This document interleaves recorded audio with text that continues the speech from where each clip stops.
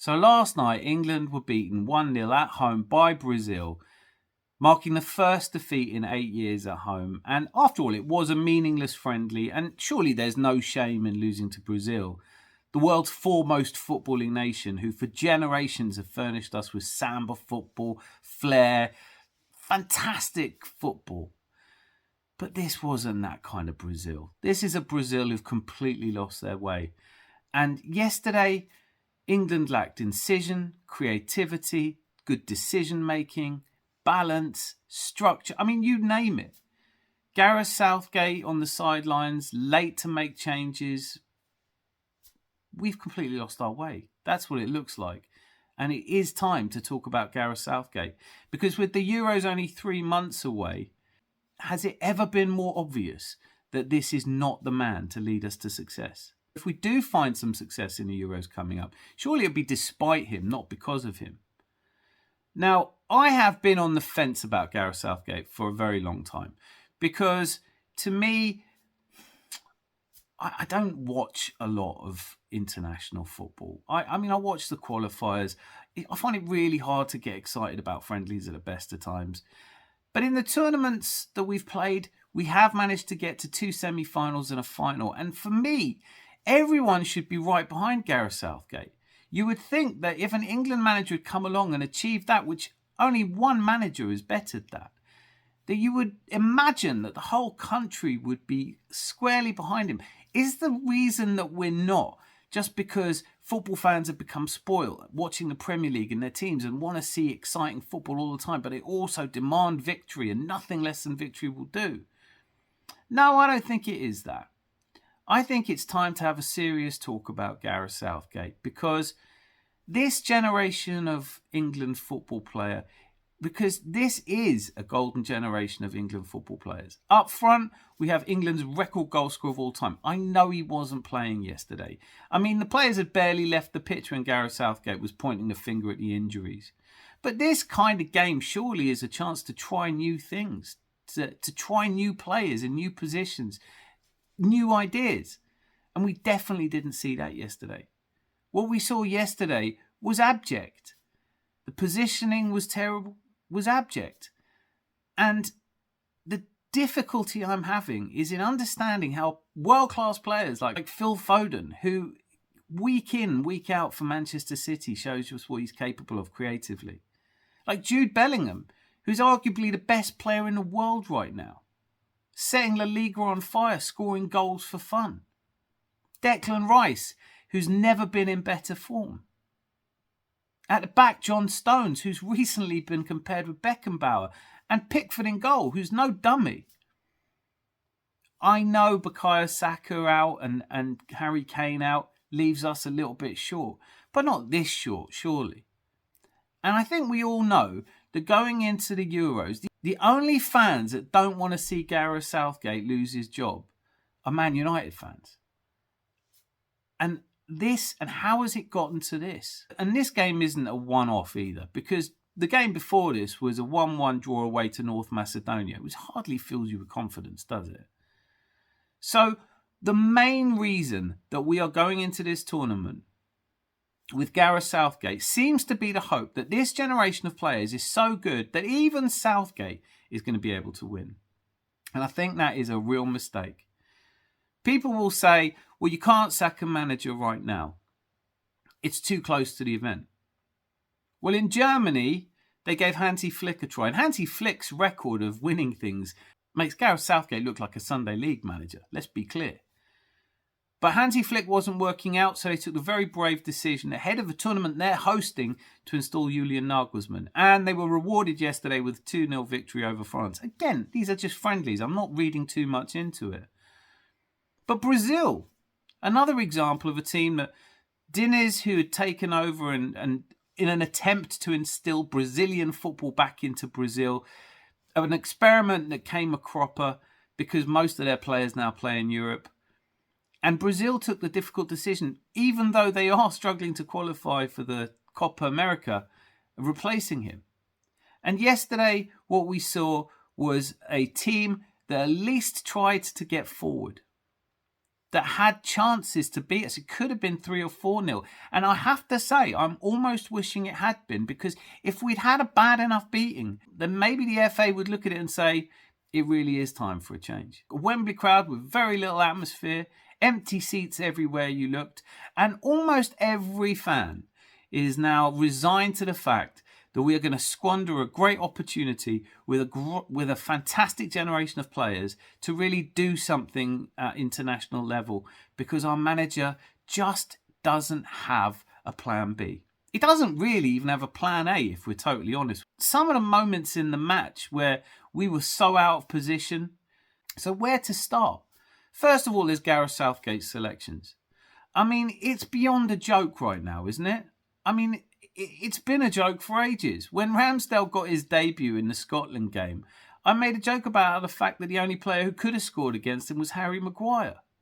Harry Maguire yesterday did it again. He was lacklustre again, and yet this is our go-to player. There are other central defenders that could play. When Kyle Walker came off injured yesterday, how much would Southgate be missing Ben White at that time? Gareth Southgate is only in situ because it's too near the tournament, and he's done really well in other tournaments, but he's done really well in getting us into situations. We've beaten the likes of Wales and Iran, but when we get to the big games, it's not enough just to let the players go out there and do their job. You need a manager who can inspire them. You need tactical ideas, you need options, and you need a plan B at least. Otherwise, every time we come up against one of the big clubs, they outthink, outmaneuver, and outplay us. If this is a question of can anyone manage England if the players are good enough, then the answer is no. And if the problem is that it's too close to the tournament, I don't get it. I don't understand how we are sleepwalking into a tournament, resigned to the fact that we're not going to win it, despite having these great players. We have no faith in Gareth Southgate. And it's not out of nowhere. He's given us nothing to have faith in. I haven't got an axe to grind against Gareth Southgate. Yes, I think he's handled certain situations really badly. Playing players who are completely out of form because he has favourites, I can almost tolerate that. But when you see players of the calibre that we put on the pitch yesterday chasing shadows, not being able to link with each other, not having the determination to drive forward with purpose, and hopeless from set pieces, then at a certain point you do have to just say, aren't we better off getting rid of Southgate now and bringing someone else in? And before you say to me there's no one out there, I'm going to give you some options. What about Marcelo Bielsa? What about Jose Mourinho? Let me ask you a serious question. If we went into the tournament with one of those two in charge, do you not think we have a slightly better chance of winning it than we do with Gareth Southgate? After all, what has he ever done? What has he ever achieved? Under Gareth Southgate, we've fallen out of the Nations League into Group B. We got beaten 4-0 by Hungary. People will point to the games that we've played where we've come ever so close, but I just want to say that's what happened against an Italy team that had no right beating us. And I know it was dramatic and it went to penalties, but we should have done our business through that match. When you really need a manager is when it's even, and when you need a little tactical spark, when you need a little bit of magic, and we just don't have that. So I say it again, if we win the Euros, it will be despite Gareth Southgate and his coaching staff. And that's just not good enough. And who makes these decisions? Who really believes that Gareth Southgate is the man to lead us? Who is making these decisions? Go and find me somebody who thinks he's the right man for the job on merit. The idea of keeping him in place, I don't know if it's because he's a stooge, because he toes the FA line. That's an accusation that's been levelled over and over again. Do the FA really want what's best for the England football team? I mean, watching this tournament coming up against the teams we're playing in the group, I still think we'll get through it. But when we come up against a Germany, a France, an Italy or a Spain, how on earth are we supposed to compete? These players are great, but you saw yesterday that just having great players isn't enough. And if it were enough, there'd be no managers. If just having the world's best players was enough, then no one would have a manager. I'm scratching my head. I don't get it. Managing England, I mean, here's another idea, and it's been done before. Let a manager who's already working take over for the tournament.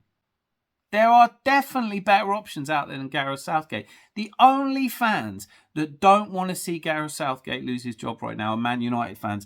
And that's because Sir Jim Ratcliffe has apparently decided that Gareth Southgate is the right man for Man United. And nobody thinks that's true. And I have no interest in seeing a resurgent Man United. Let me know in the comments if you disagree with me. I'd love to hear from you. But we all know that the reason that we're putting up with Gareth Southgate is it feels like we have to now. He's qualified us, therefore. I don't feel like that about international football. I've been watching England since 1982, and I've longed for us to end the years of hurt and finally lift silverware. We had a golden generation before that didn't quite make it, but it didn't quite make it. There was a touch of bad luck in there.